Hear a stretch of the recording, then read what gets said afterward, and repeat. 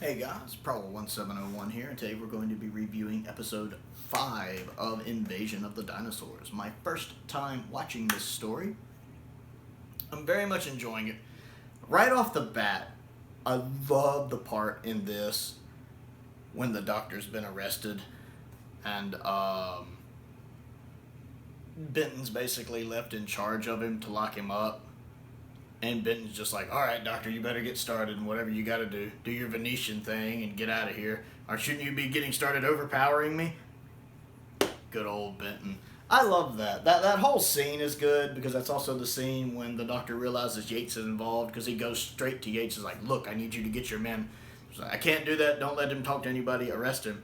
And, the doctor's like, so it was you. And I like how when the doctor realizes it's Yates, there's a little sadness in his voice when he says that first line, but he quickly gets on with it because he knows there's more important things he's got to be worrying about right now. So he quickly moves on and gets over it. Like I'll deal with the emotional fallout of that later, but I've got to do this. And then basically, I like how the Brigadier leaves Benton in charge of him because he basically, I think, realizes Benton will let him go. Because you can tell the Brigadier wants to help, but, he's stuck between a rock and a hard place because he can't openly disobey orders. And of course, the General's like, Brigadier, I want you with me to keep the Brigadier from interfering. Keep your friends close and your enemies closer and all that. So he effectively cuts the Brigadier off from helping the doctor. So I love the fact that when Benton is left to make the decision, he chooses to help the doctor. I love that. I'm a huge Benton fan. I've always liked John Levine as Benton. He is so good in that role. Benton's one of my favorite, characters of Doctor Who, especially that probably people who just watch the modern series aren't familiar with. But Benton is such a mainstay for me of Doctor Who. I absolutely love him in the show. I'm not a huge fan of the Daemons, but one of the things I like about the Daemons is Benton gets a lot to do in it. I enjoy that. So I like that here when he just basically is like, all right, doctor, get on with it. Do what you got to do. Overpower me and move on with it. Do your Venetian karate. I do like when the doctor is about to knock him out, Benton's like he thinks it's going to hurt and he's bracing himself for it. And instead the doctor just kind of almost Vulcan nerve pinches him on the neck and puts him to sleep, non-violently. It's just funny. Because Benton's squinching up like, oh, this is going to hurt, and the doctor just lightly puts him to sleep. I like that. And then I like how when the Brigadier and the General find out the doctor's escaped, the General, I'll have you court-martial for this, blah, blah, blah, blah, blah. Arrest this man immediately. And he leaves, and immediately, when the Brigadier and Benton are alone together, he's like, all right, Sergeant, arrest yourself. Now, what's the doctor up to? All right, good, let's go help him. Man, the Brigadier and Benton. Swell fellows. Both of them. I really love that scene a lot. I really enjoyed that. The other scene that came to mind is when I love that Sarah figures out what's going on, and she figures out they're not really in space, which I figured too. If they had been in space, I would have heard something about that in this story before, so I figured it was all a fake out. Plus, as she points out in the story, and I've said in other reviews, in 3 months? There's no way. Unless, of course, you're the 4th Doctor, and then that's incredibly so. So I like the fact that it was a fake out. I figured it was a fake out. I like that Sarah figures it out and escapes while planting the seeds of doubt in the other guy that something's up. And then when she's back at Unit HQ and she's trying to get help and everybody's gone, she looks up, there you are! And it cuts to showing the General. I'm like, uh-oh, this is bad. And then she starts telling him, I know everything, so are the ministers behind it. And I'm like, this is bad. She's like, if you don't believe me, let's go to his office and talk to him. And I'm like, this is bad. And then you see him walking into the office alone. This is bad. It's one of those times where we as the audience know more than the character does.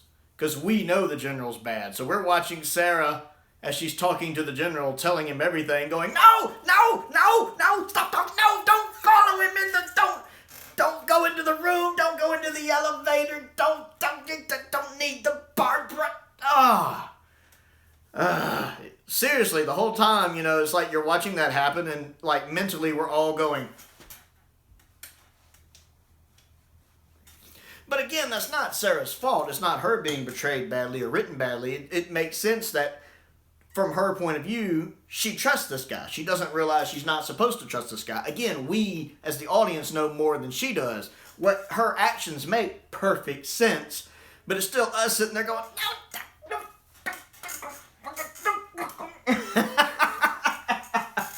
And when she does get captured again, you're like, ah. I have to say, I love the scene too when the doctor is driving around in the car and the other people are chasing him, the helicopter's chasing him. I like that scene. The location work looks really good. The camera work looks really good. Instead of using a model helicopter, that looks like a real helicopter they're using. And some of the aerial shots look good. I'd swear this had updated effects. Not for the dinosaurs, of course. Those look totally original. But, when you see some of the aerial shots, there's one shot when they're going over some woods like this, and I'm like, that is beautiful. And there's some other shots from inside the helicopter with the woods going on through the helicopter windscreen. I'm like, that looks really good. Camera shots you don't expect to see in classic Doctor Who, especially these type of aerial shots that you normally don't see pop up in classic Who, even in other helicopter stories. So those really caught my eye, and they looked really well. They looked really good, I should say. They looked really good. There's a couple times when the third Doctor's driving in the first truck, I think it swaps back and forth between having an open canopy and a closed canopy. Once or twice, maybe. Unless I'm wrong. And that could just be the editing being off, because he does drive the open vehicle and then the closed vehicle later. I kind of saw that coming when he parks the Jeep and then hides and lets everybody leave and then steals the other one. First time I watched this story, and I said, I wonder if he's gonna... Yep, he did. You'd think one soldier would stay by the vehicle. I will admit that's a little plot convenience. I could see it a mile away. And I also was like, I hope he took the keys with him to the first one. And apparently he did something since it wouldn't start. So, because that does make sense, and the Doctor's a clever fellow. But I did like the shots of showing the Doctor driving. The looks on his face conveyed whatever was happening around him extremely well. John's a good actor. I really did enjoy that scene. I know some people might think it's filler, but I really liked it, especially for the camera work in it. The camera work looked really good. The location work it looked really good. I almost wonder if any of that's original film elements. It's probably not. But some of the shots look good just on DVD. That you almost wonder if some of that was surviving film elements, because it looked really good. Again, probably not. I don't know if any of the film elements from season 11 survive. And we don't get a lot of the dinosaurs in this until right at the end. And again, the only one that really bothers me is the T-Rex.